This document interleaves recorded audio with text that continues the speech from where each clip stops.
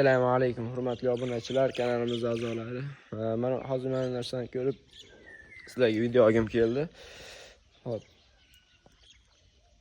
Bu yangi uchastkada sinov uchun ekilgan bug'doy. Yer ozuqaviy qatlamdan 1 metr chuqurlashtirib yuborilgan. Hech qanaqa ozuqaviy qatlam qolmagan. 1 metr olib tashalgan. Yer tuprog'i juda ham sho'r hamda qattiq. Bu bug'doylarimizga bo'yim 1.79.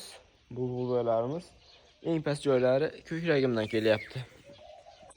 Hop, endi bu bug'doylarimizga nima bilan ishladik? Bu bug'doylarimizga butunlay qattiq mineral o'g'itlarsiz faqatgina 2 marotaba suyuq super amorfoz o'g'itimizdan ishlaganmiz. Ikkinchi marta ishlaganimizda boshoqlarni kuchaytirdi, boshoqlash tezlashtirdi. Hop. Ikkinchi marta ishlaganimizda shu holatga olib keldi.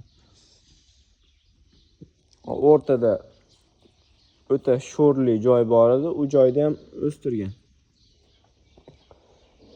Narsa chiqishiga men ishonmagan edim, lekin o'sha yerdan ham ancha chiqdi.